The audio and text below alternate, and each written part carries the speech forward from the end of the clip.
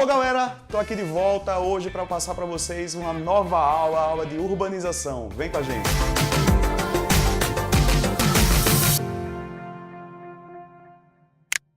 Então galera, o processo de urbanização é um processo que vem crescendo muito nas grandes cidades mundiais, graças também ao processo de industrialização. São duas coisas bem casadas ao longo do tempo e, na verdade, amplia um processo de crescimento industrial e, consequentemente, um crescimento urbano que vem passando pelas grandes metrópoles mundiais e cidades menores começam a seguir esse processo. Mas, de fato, o que vem a ser urbanização é simples. Se liga aí, galera. Urbanização é quando aquela massa populacional, ou seja, o número de habitantes de um determinado lugar, passa a viver mais na cidade do que ele viveria no campo. Assim sendo, é simples entender. Se eu tenho mais de 50% dos habitantes de um determinado lugar morando em uma cidade, e menos do que isso na área rural, eu posso afirmar que esse lugar já passou por um processo de urbanização. Tranquilo, hein? Tá favorável. Tranquilo, hein? Tá favorável. A gente percebe que desde 2008, o mundo se encontra urbanizado. Isso significa dizer que a população mundial ultrapassou a marca dos 50% vivendo em cidades a partir desse ano. Já no Brasil, isso aconteceu bem antes. Já na década de 1970, a gente percebeu pela primeira vez no país que o número de habitantes vivendo a cidade atingiu a marca de 52%. Isso significa dizer, então, que a partir daquele momento, o Brasil era um país urbano. E olha só, não parou por aí, tá? Ainda continua em crescimento e vai continuar crescendo bem rapidamente ao longo dos anos. Captei vossa mensagem, impalpável guru. Então, gente, o que seria uma cidade propriamente dita? Cidade, na verdade, ela inicia a partir do chamado sítio urbano. Sítio urbano é simplesmente o lugar onde a cidade vai ser construída. É ali que ela vai nascer e vai crescer de forma, pode ser espontânea ou planejada. O que seria isso, professor? Vamos lá. Cidades espontâneas são aquelas que crescem sem controle. Nascem das vilas, dos povoados, das aglomerações populacionais e vão se desenvolvendo com o passar do tempo. Crescem e podem se tornar muito desordenadas, nascendo inclusive, atenção, favelas. Cidades planejadas são aquelas cidades que têm como característica principal existir uma prévia organização do seu processo. São muitas cidades planejadas pelo mundo e basicamente elas começam por um projeto de cidade. Exatamente, onde a gente vai começar a constituir um espaço organizado com forma, função, estrutura e tudo vai desenrolar em cima desse planejamento. Alguns exemplos de cidades planejadas no Brasil, nós podemos citar a cidade de Brasília, bem como a cidade de Aracaju, tá? Foram criadas com modelos pré-organizados. Pelo mundo são várias cidades planejadas. A exemplo de cidades como Nova York, Paris, entre outras. Para falar sobre cidades, nós temos que entender que é possível classificar essas cidades, certo? Devido ao processo de globalização e também ao processo de urbanização que acabaram acontecendo casados.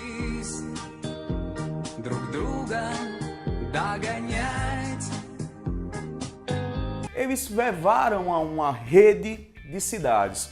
Nós chamamos esse processo de rede urbana, exatamente, um conjunto de cidades que está intercaladas umas às outras e que cresceram em suas estruturas, não só de forma física, mas também de forma estrutural. Isso é muito importante entender, tá? Sistemas de comunicação, aeroportos, portos e sistemas de hidrovias, tudo interligando essas grandes cidades, acabam levando à formação de um sistema de rede que funciona de forma complexa e de forma organizacional. Isso é que é muito interessante. Então, galera, essas cidades elas são classificadas a partir das suas importâncias e funções. E dentre essas classificações, uma dessas classificações fala sobre metrópoles. O que é uma metrópole? Metrópole é uma cidade grande, de muita importância, certo? Onde o seu conceito foi sendo modificado ao longo dos anos. Primeiro ponto, observa-se que essa metrópole já passou por uma modificação na questão de número de habitantes. No passado recente, se considerava metrópoles cidades que tinham um determinado número de habitantes. Hoje não mais.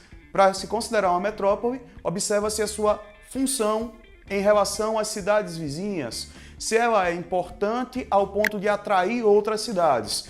Daí sim, a gente considera a colocação das metrópoles como as cidades centrais, aquelas que polarizam outras cidades ao seu redor. E atenção estudante, atenção meu aluno, você em casa, se liga. Metrópole, normalmente, ela está associada ao movimento do migração pendular, tá? Essas cidades crescem e ao redor delas surgem cidades chamadas de cidades dormitórios.